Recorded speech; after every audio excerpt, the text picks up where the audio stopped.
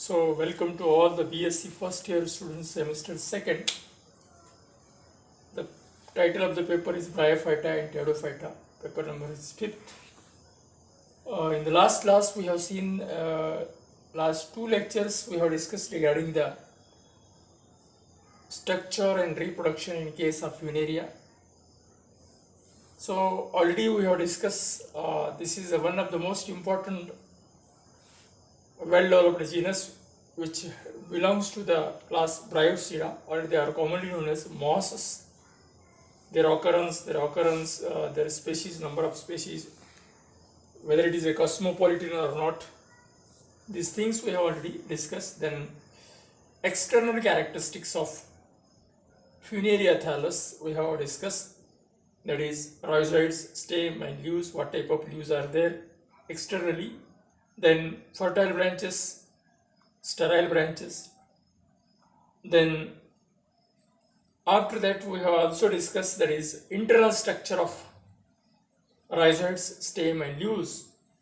So when you take the transverse section of the rhizoids, it shows three distinct regions, that is outermost layer, epidermis, cortex and medulla.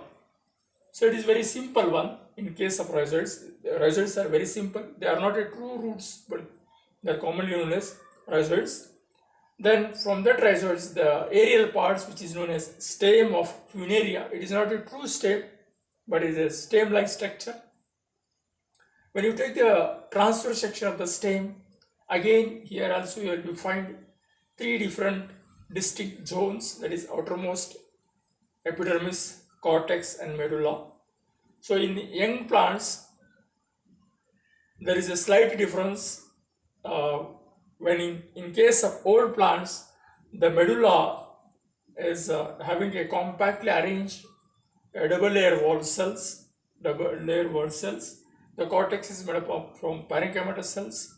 Epidermal cells are very simple one, which are containing chlorophyll pigments. So internally, what are the different layers or different parts of the stem, rhizoids and leaves?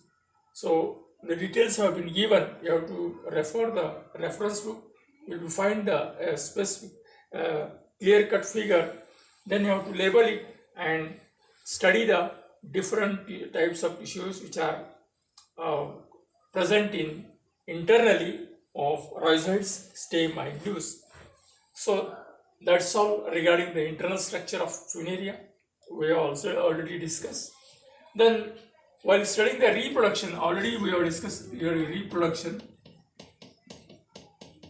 in case of Funaria. It multiplies or reproduces by two ways, that is vegetative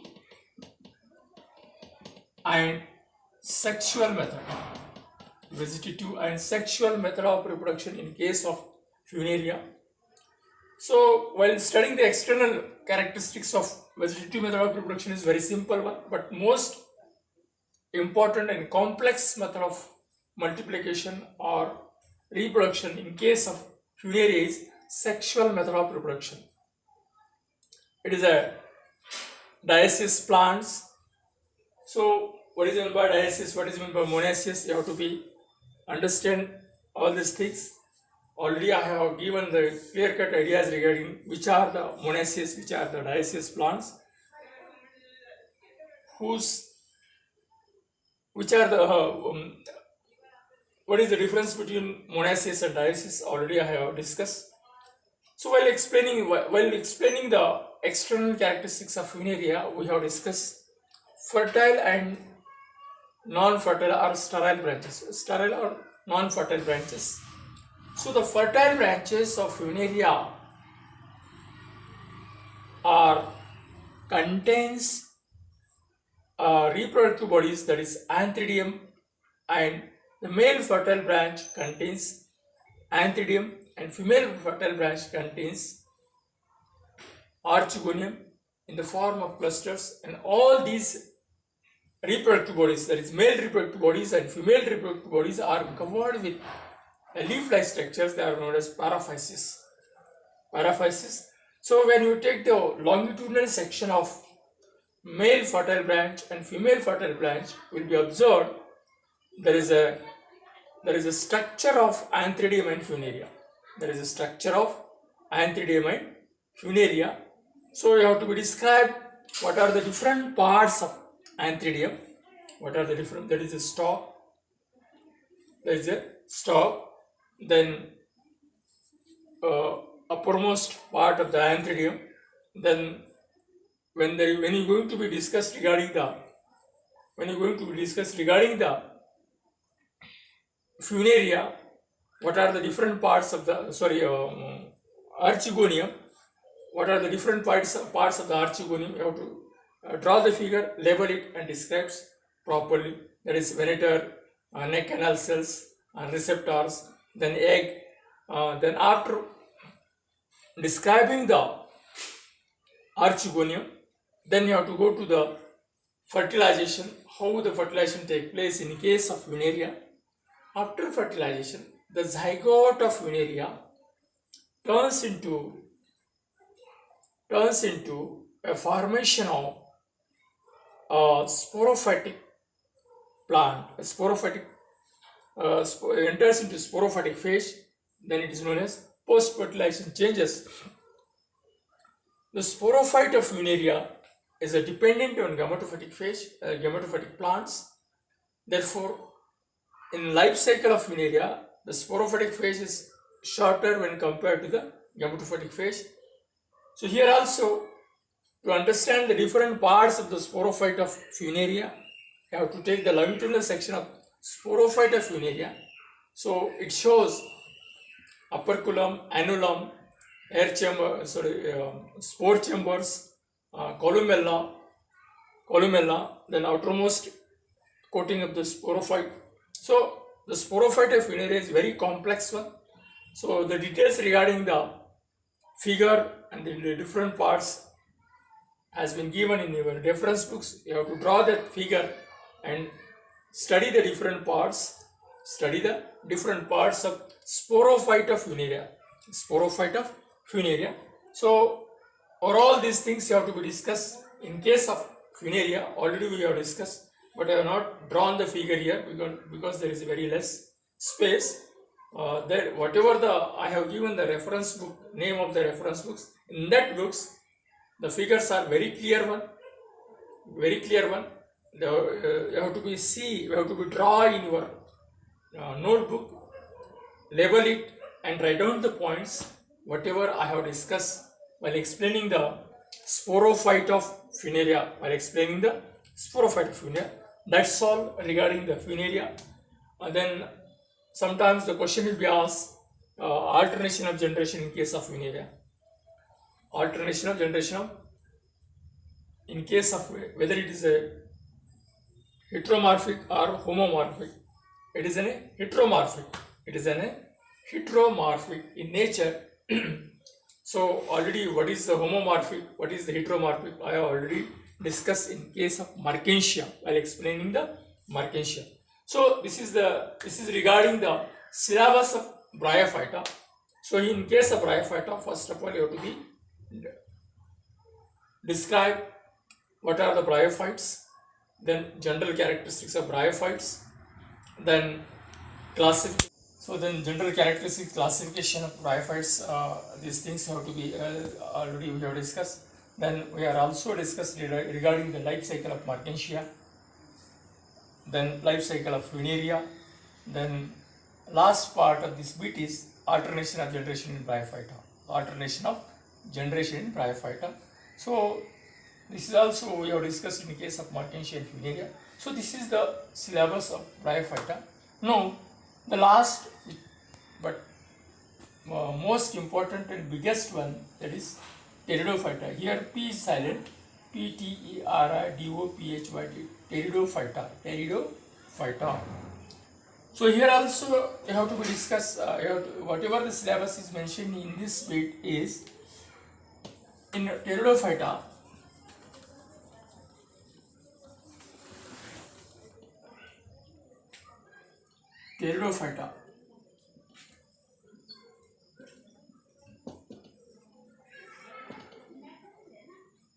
what are the things they have been mentioned for your syllabus, that is in pteridophyta. So first of all, I have to understand what are the pteridophytes.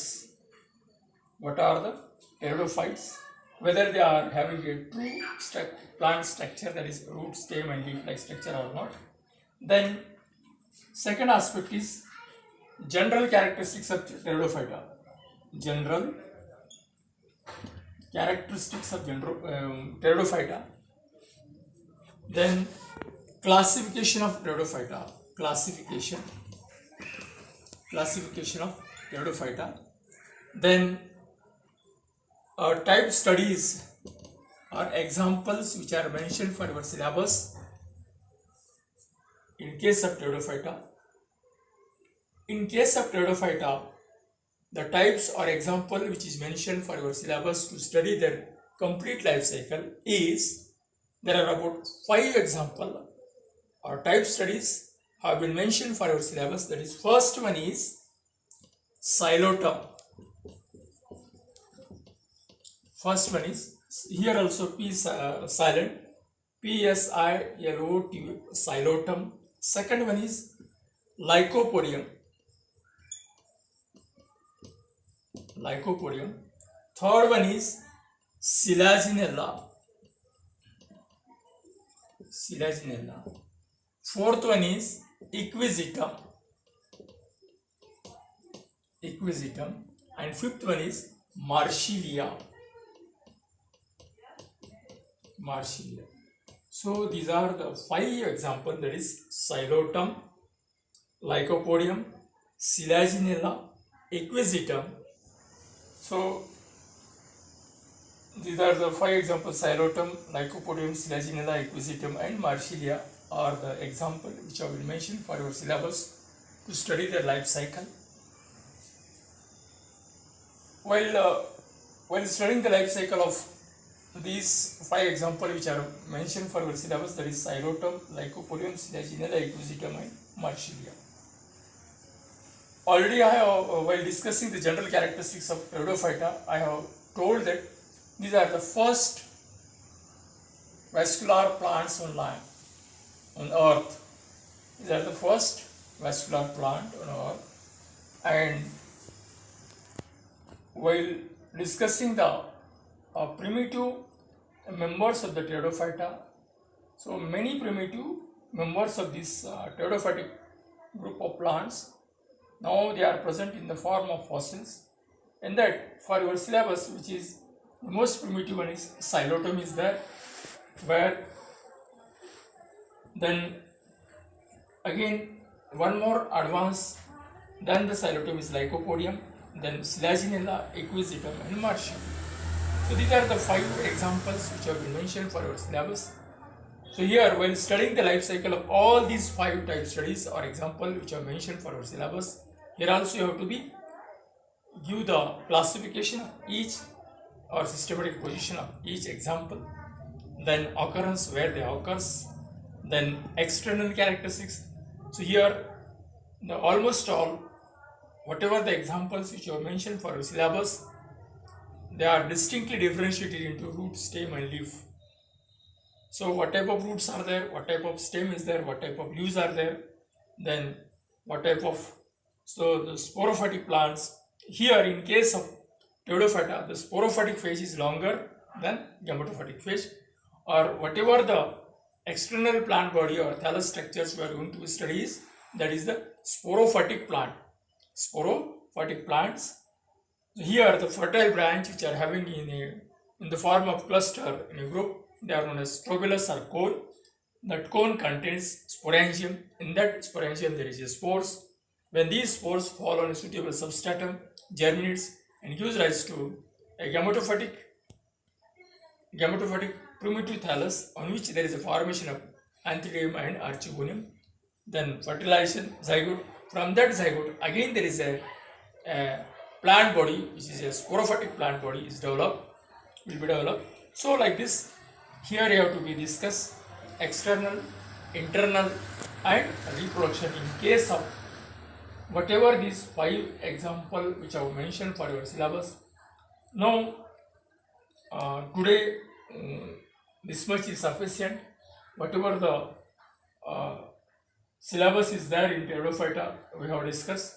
Then few things we have discussed. What is the syllabus of this pteridophyta, unit of pteridophyta? Then which are the examples mentioned for your syllabus as a type studies? We have discussed all these things. Tomorrow I am going to discuss regarding the what are the pteridophytes, their gender characteristics, classification, and after that we have to see one by one type studies of all these things, that is xylotum, lycopodium, selaginella, equisetum, and marsupial. Thank you, one and all.